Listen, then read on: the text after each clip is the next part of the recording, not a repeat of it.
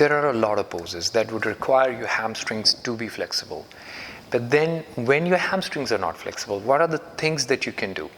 This is a very simple sequence that we are going to have a look at right now.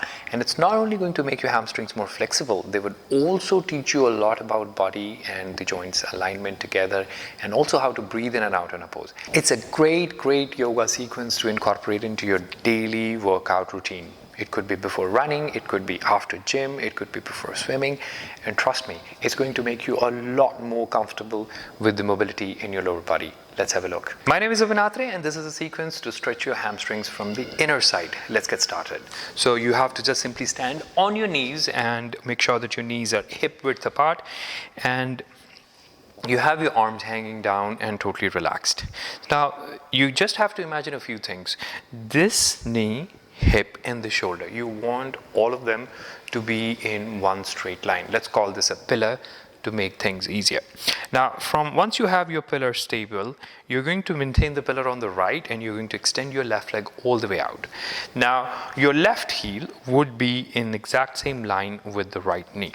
So once you get there, you want to still maintain the pillar and imagine a shape you're creating. The shape you're creating with the left leg and the right femur bone is a triangle. It's like a right triangle.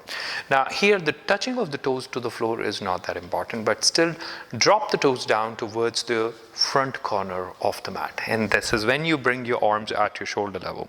So if you look at it, this is like a modification of the Trikonasana, but it goes much easier on the hamstrings. Now once you hold that position, you're going to slide your upper body out towards the left side. So if you're extending your left leg out, reach out with your fingers as far as they can get. Now just imagine at this point that your body doesn't want to go forward or backward. There's only like one direction you can move in, and that is towards the left.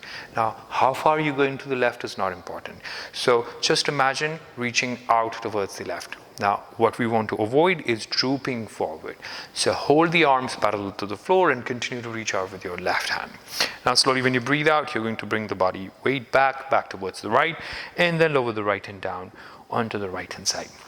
Now here also you will notice that your right hand, first thing, that it falls precisely under the right shoulder, and it gets in line with the right knee, and it gets in line with the left heel. So it creates kind of a symmetry, perfect symmetry. So you have a triangle on the left hand side, and you have a rectangle that is being formed on the right hand side. This is when you bring your left hand on top of the waist and start to open your left shoulder further back. Now, when you breathe out, you're going to simply move the arm over the head and reach out with your fingers. Now, imagine the fingertips of the left hand and your left heel are the two farthest points in your body right now. So open the chest, imagine everything on the left hand side like a big rainbow that needs to stretch open and maintain the arch. And now your head is relaxed as your hair are. So keep the chest open and the ceiling visible. Continue to breathe. From here, you can also bend the arm, fingers nicely, neatly spread. Place the hand right behind your head and pull your head back. Now, pulling your head back aligns everything with your left shoulder. Look up towards the ceiling and continue to breathe in and out. It brings a very beautiful stretch on the left-hand side of the torso and the entire left leg. Hold that position, focusing on the breath. And your breath needs to be a bit more focused towards the inhalation. So make a bit more effort in breathing in deeper.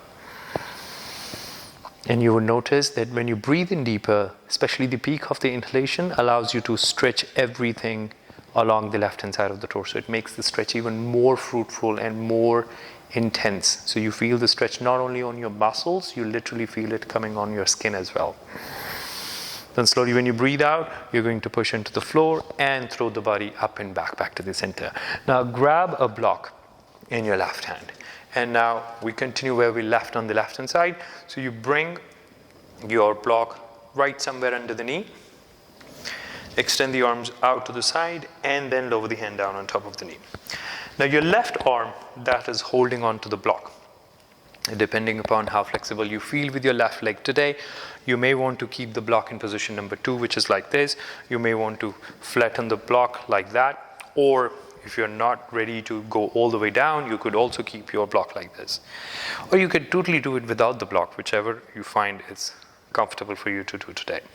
Now, Wherever you are, you're going to keep your left arm very close to your left leg. So it's almost the back of the forearm touching the left knee. So when you breathe in, you're going to keep the chest open. So you're going to place the block in whichever position you like, but just make sure that your left arm is very close to the left knee. So it's like pressing against each other.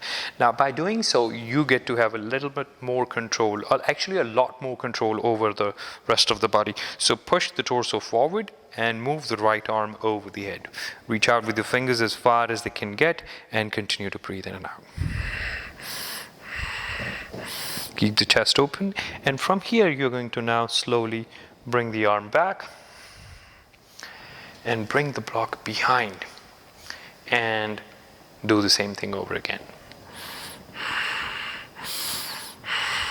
Now the difference between this pose and the previous pose is that the previous pose was supported with your arms entire length, and in this pose you are bending the arm and you're controlling everything with the strength of the obliques on the right hand side.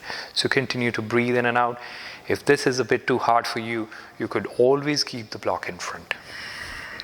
So this always controls how much body can go down in that direction.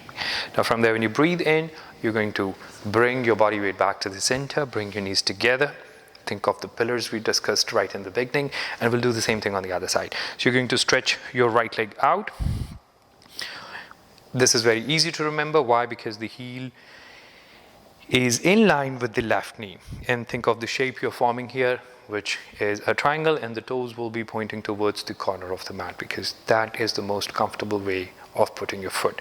Now avoid bending your knee because this is when you actually lose the entire stretch.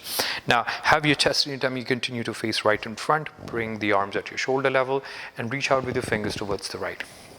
Like we discussed on the other side, there's only one direction your body can move in, and that is towards the right. So reaching out towards the right, reach out as far as it can get, open, open, open.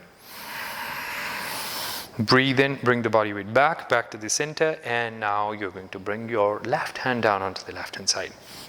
Again, you can use the block if you want. You can lay the block flat, but always remember that your left hand will be right under the shoulder. Your left hand, left knee, and your right foot always be in one line with each other. This is when you send your right arm up higher over the head and reach out with your fingers. So avoid collapsing in your shoulder here. So keep the chest up and open. Continue to breathe in and out and reach out with your fingers. Neck be as relaxed as your hair are. Continue to breathe in and out. You want to use the weight of the head. So there's no point keeping your neck stiff because it eventually will tire the muscles. So keep your neck relaxed, and it works in your favor because this is where you want the body weight to be going. So with your fingers nicely spread open and wide, you're going to place the hand right behind your head and let the right elbow be pointing up. In a position like this, it's always a good idea to keep your eyes open so that you know exactly how you're oriented in the pose and in the room.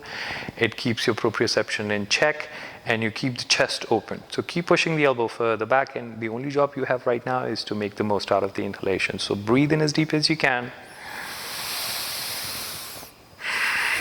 And see the way it impacts the pose. Now slowly when you breathe out, you're going to get the weight up and back to the center. And from here, you're going to bring the arms back at your shoulder level, grab the block and place it somewhere in front of the right knee.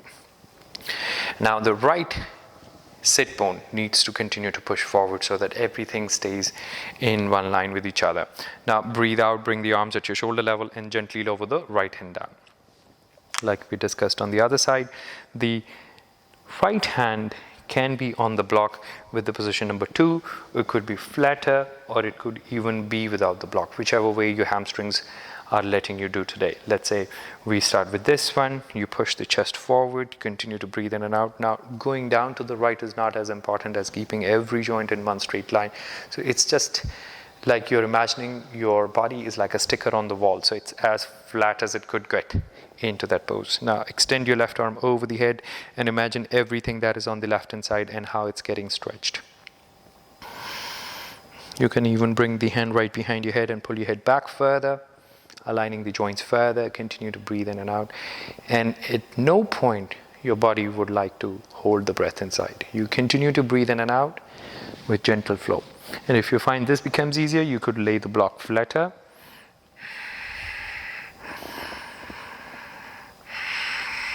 And as I mentioned on the other side, your arm is in touch with the leg. It's almost sticking to it so that everything else can open onto the left hand side. This is where you get that angular change just by pressing your forearm into the thigh. You could change a lot how your joints are aligned in the pose. We would also like to experience with the block towards the back. This is a bit more advanced here because this allows your arm to bend. So a lot more weight gets added to the side. It's a great stretch for the hamstrings. It's a great stretch for the torso. It creates a lot of occasions for that inhalations to go much deeper into the lungs. So it's overall great for your respiratory system. It's overall great for your musculoskeletal system. And this is where the sequence ends. You bring your knees together and you can just simply retire in Vajrasana. I hope you found this video useful. If you have any thoughts to share, please feel free to leave them in the comments. And if you want to practice more follow-along sequences like this, do subscribe to our channel. Thank you.